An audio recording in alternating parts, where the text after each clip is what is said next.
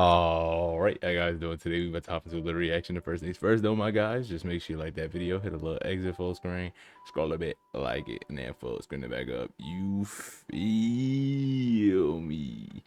So I want to apologize. Yesterday, I'm not gonna lie, my day was super busy. I had an event hosted that night, but the thing with the event is all the preparation was up until the event. So literally all day I was prepping, and then by the time it was over, it was going from 9 to 11 p.m. Had to take it down. There was like 30 minutes left. There wasn't enough time to put out a video and do everything else I had to do. So I'm sorry.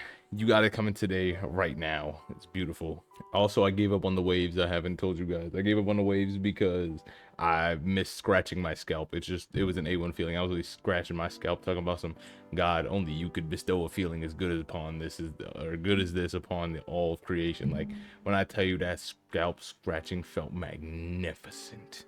And there's not even words to describe it. That doesn't even fully encapsulate the amount of good that I felt with that scalp scratch, whatever you want to call it. But I also noticed we got 2 new subscribers, so I want to thank whoever subscribed. If you're watching this video, very much welcome to the studying community. Glad to have you. I hope you stick around.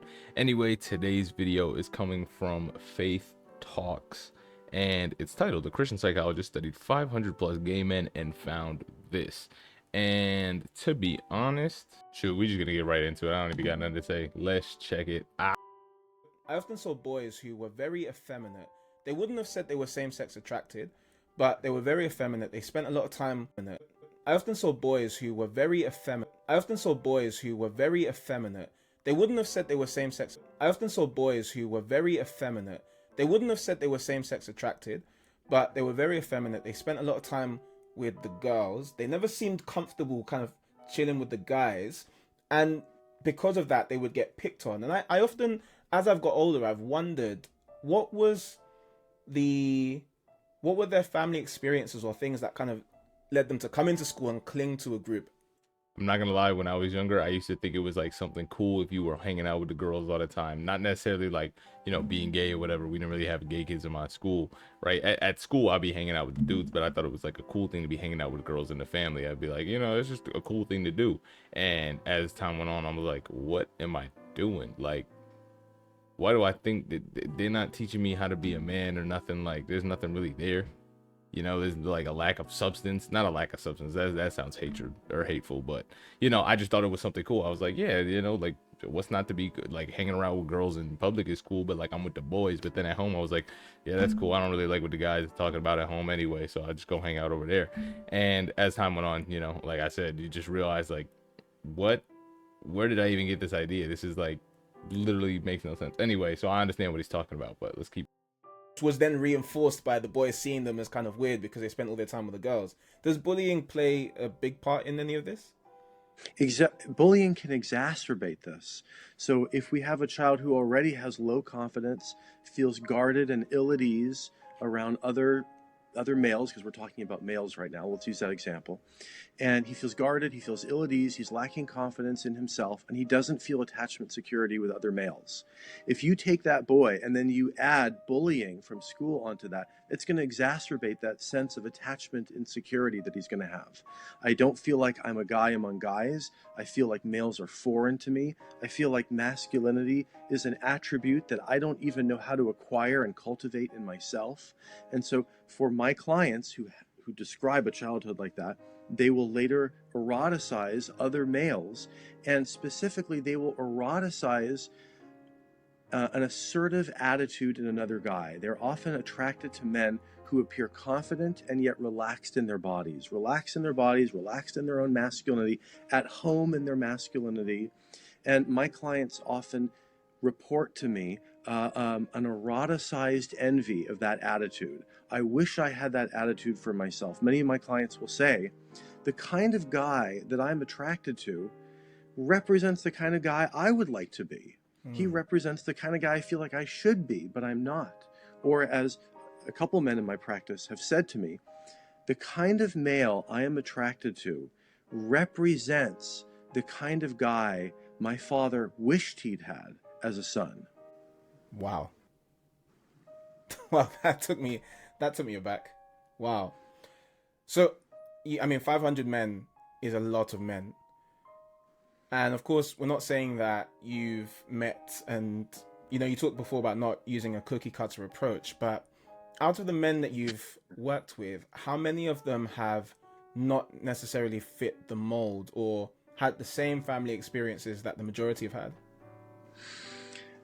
I don't know exactly a small number, and that small number often had something like sexual abuse that was repressed, usually by a family member. That often happens. Some of my clients will experience same-sex attractions um, it's like a mode that they go into. They're mostly heterosexual. Um, some men have nicknamed this heteroflexible. I'm mostly attracted to women, and then every once in a while, I'll get one of these apps, and I just go act out with a guy. And then it's like, I don't want a relationship with this guy. I don't picture myself sitting down over a candlelit dinner holding hands with this guy. I'm not interested in that. It's like a hookup. It's like a thing I get out of my system, and then I go back to my everyday life. And for many of my clients, for example, the last man I worked with yesterday, my final client, that was him. He has heterosexual attractions, but every once in a while he will act out in a very compulsive way. But he was saying to me, I have no desire for a relationship with these men. I'm not interested in that. But for this particular man I was working with, when he feels very unlikable, when he feels very inadequate, he will, in a kind of spontaneous, compulsive way, go online and act out with a guy who he feels represents what he wants to be, but he is not. And he has sexualized that affection and approval from another man. And I think that point is a lot of things, is a lot of ideas that a lot of people can't grasp, right? Because I know for something I didn't used to grasp this, right? You hear about somebody with the weirdest kinks and the weirdest fetishes and all that stuff, like sexually, and you're like, what? Huh? Why? And then you got to think about how their brain works, right? I was a psych student, so we heard about stuff like this. For example, Sigmund Freud, crazy psychologist guy. People always thought he was talking nonsense, with the whole, Oedipus complex. Electra, I think, is the other one, where boys would seek out partners that are like their moms and girls would seek out partners like their dad, which in theory biologically makes sense, because you're like, these two like genomes or sets of phenotypes has procreated before, which means that likely that will continue, meaning subconsciously you might want to go pick somebody that looks like one of your parents, because it's like they reproduced before. That's the best point of getting the species across, right? That's the thing that's hardwired into our mind. That's that, like, not animal type nature, because that'll sound more evolutionary, but obviously I'm creationist and all that, but no, God saying be fruitful and multiply, our key feature is wanting to multiply, right? So then you get stuff like this where homosexuals, they cannot multiply, but they still have the urge to want children and all that, because they've done something different. Their flesh is craving something different, right?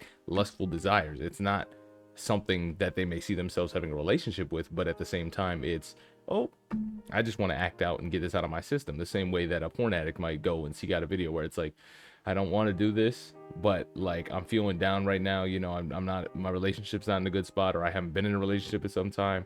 Like, I'm okay for the most part, but like this urge, I just got to get it, and then boom, done. And then they're back to normal. They're back to regular functioning, whatever, post-nut clarity, whatever you want to call it. It hits, and they're just back to their basic homeostasis, right? Their set of normalness. But back to the fetishes thing, like a lot of people, right?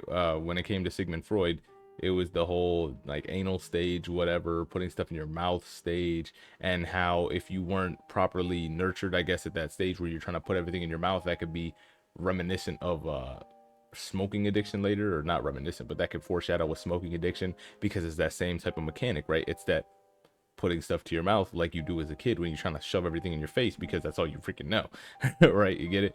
So there's different things that correlate to different parts of the mind. So these people, they feel like they're not this, so they say, I want this. And when you want something so bad, sometimes it could turn into a very, very, very bad type of wanting. That's where lusting comes in, right? I shall not covet, I shall not want. The Lord is my shepherd, I shall not want. Don't covet your neighbor's wife, don't covet your neighbor, don't covet anything in the 10 Commandments, right? And that coveting turns to a form of lust, where lust doesn't necessarily have to be sexual, but it has sexual connotations, where coveting is just the extreme wanting.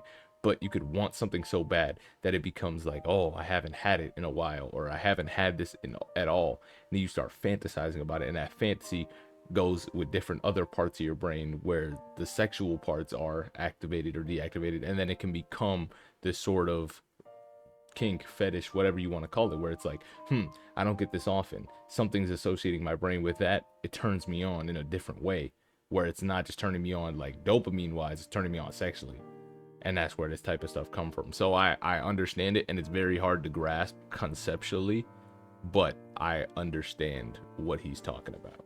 And I hope that breakdown kind of made it easy for you guys, or was I just chatting nonsense? You can let me know. So in that case, this is a great illustration that sexuality can be a state and not a trait. So John Money, we were talking about earlier, he talked about sexual orientation, which assumes that this is who you are, this is how you'll always be, this is a stable construct that cannot change, and it's ontologically based. Well, there's many examples of people who see sexuality as changing. In fact, public opinion polls are really shifting against the sexual orientation concept that John Money proposed. And more young people are saying, I see my sexuality as flexible. I see it as fluid. We're breaking down this idea that if I have same-sex attractions, I'm always going to be this way. And so it's interesting how generations are starting to shift and move away from the orientation model. Yeah, and I mean, I spoke to my wife about this a couple of days ago about things like when people go to pornography or when people have sex with one-night stands and stuff, that often we think it's just like, oh, that person is really attractive, I want to get my hands on her. But actually, more often than not, there's some type of emotional need that the person is just trying to fulfill for themselves. So maybe pornography might help someone feel strong because you've got people performing for you, or because you feel the secrecy or the kind of excitement, the danger, or something along those lines. Or, you know, maybe, I know, for example, in my you know, before I was a Christian, one of the reasons that I wanted to be sexually active before I was sexually active is because I wanted to be able to tell my friends stories. So it wasn't even because I cared about the women that I was going after or anything. It's like, all these guys are talking about stuff, and when you look back at it, none of them probably had done any of it, but all the guys are talking about stuff.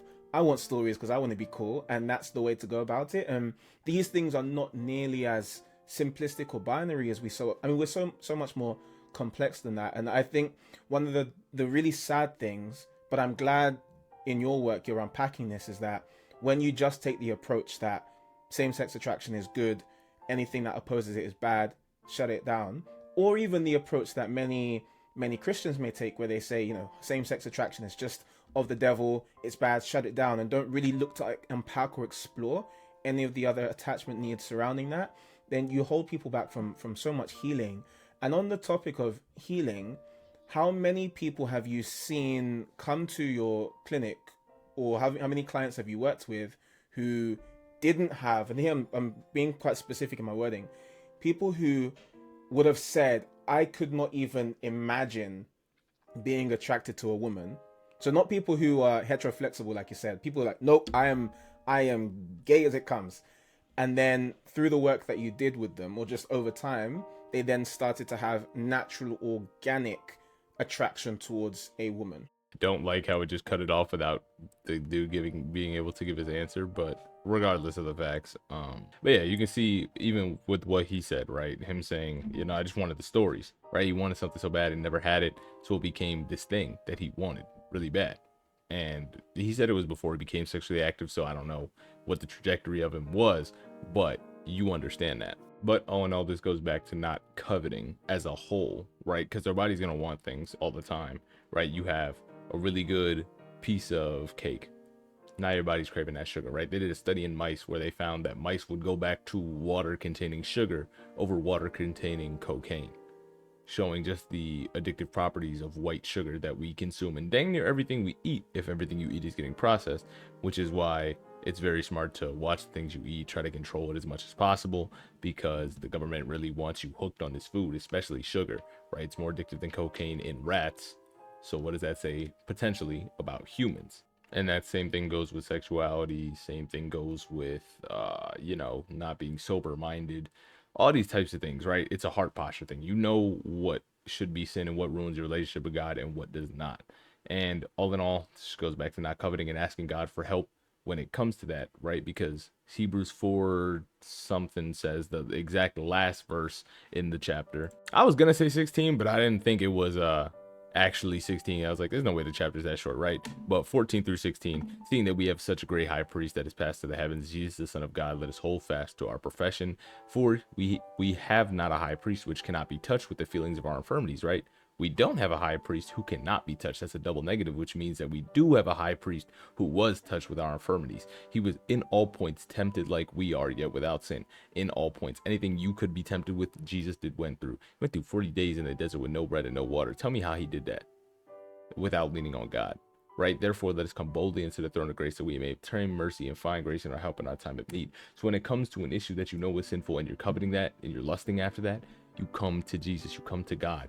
Come to Jesus so he can mediate on behalf of himself to God for you to grant you that mercy and that grace in your time of need. All right, that's going to be the end of the video. I hope you guys have yourselves fantastic rest of your day. Peace.